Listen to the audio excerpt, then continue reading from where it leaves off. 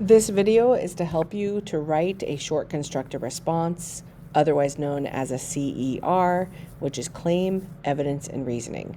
This video is for people that are having a difficult time getting started with the writing process. You do not have to watch this video if you do not want to. It is merely a tutorial. Let's get started. The first thing you need to do, of course, is put your paper in MLA format. You can check Canvas for that. Also look at the paper that you have in front of you. Instead of Melissa Fields, yours will have your name. Okay, so let's begin. The prompt that we're being asked is about the theme in The Night I Won the Rights to the Streets of Memphis, and I'm going to start with the claim. If you're feeling uncomfortable, you can even label it so that you know exactly what you're doing. So you see how I labeled it claim, evidence, and reasoning? That's going to help my brain so that I can separate this. I can go back later and delete it, but for now you can go ahead and pause the video and set up your paper like this. This is in case you're having trouble putting it all together. This is super helpful. Later on I'm going to show you how to put it all together so you could turn it in. But for now, if you feel comfortable doing this way, I highly recommend it. It helps me feel comfortable. So a claim is otherwise known as your topic sentence, or basically the first sentence of your paragraph. It's something that's going to catch the reader's attention. You're responding to a prompt or a question, and it's setting off your whole paragraph or paper. So it should have things you're going to talk about. In this case, the theme in The Night I Won the Rights to the Streets of Memphis by Richard Wright is that everyone has to face their fears.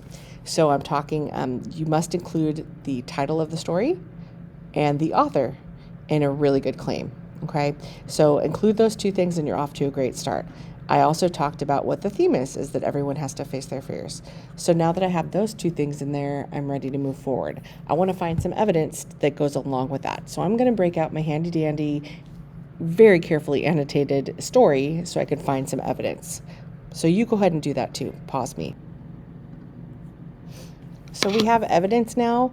Instead of just putting the evidence, we want to lead into it. So that means we want our readers to understand what's coming next.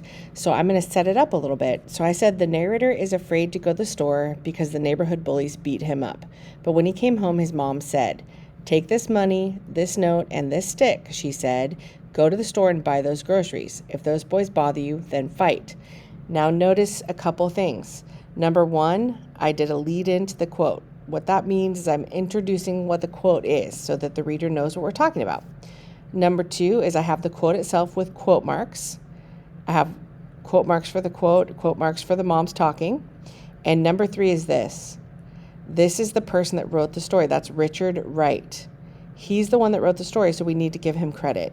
So that's really important. So Wright is his last name, and 2 is the page number. It's really important that every time you quote something, you give the author his credit or her credit and put the page number down. Okay, so that's the MLA format we've been talking about. Now, last but not least, we have to give reasoning. So we have to say why we chose that evidence. So look at this evidence itself. It says, take this money, this note, and this stick. So this is the mom talking. Let's talk about that. Is it normal that she said the stick? No, it's not normal. He was shocked, right? Because she's telling him to go fight.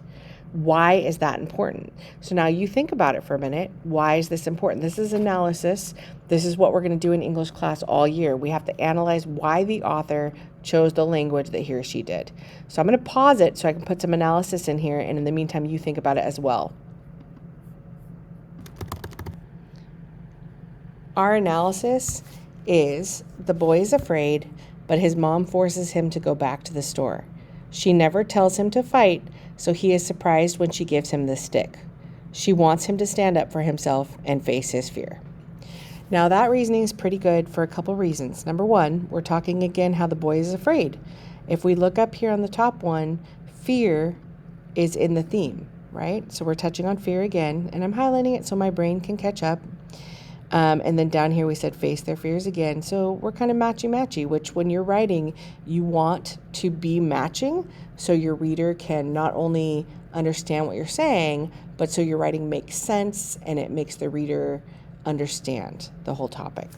Again, stick. So I'm highlighting stick because in the evidence, the mom gave him a stick, and that was unusual, right? Anytime we mention something unusual, let's point it out. Let's tell the reader why we picked it. So in my reasoning, I said he's surprised when she gives him the stick. Why does she give him the stick? Yes, it's because she wants him to stand up for himself. She wants him to face his fear.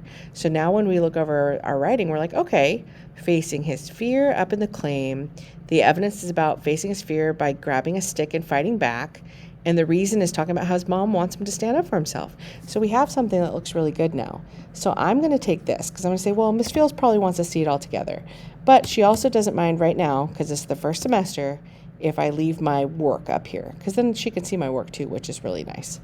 And again, you notice how I'm saying my thinking out loud, showing you my thought process. That's always a good thing, right?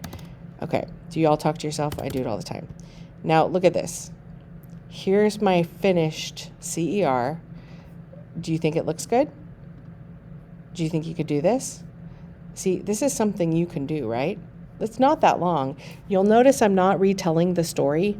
I'm giving you an analysis on the theme, okay? So now take this for any writing you do. It's going to be the same exact concept. You want to make sure you have 3 components: claim, evidence, reasoning, and you want to make sure that you're matching your claim to what's in your evidence. So fears, the stick, standing up for your fears, facing it, and facing your fear with the stick. See how that all matches? And then down here, I just put it all together so it looks super nice. And then I'm going to, yeah, and that's about it. So the highlighting and the lines, those are all fantastic. If you put those in all your writing, I'll be very happy as a teacher because I'll know that you know what you're doing. So please feel free to continue to do that. I hope this video helped, and I hope you're off to write an amazing short constructor response.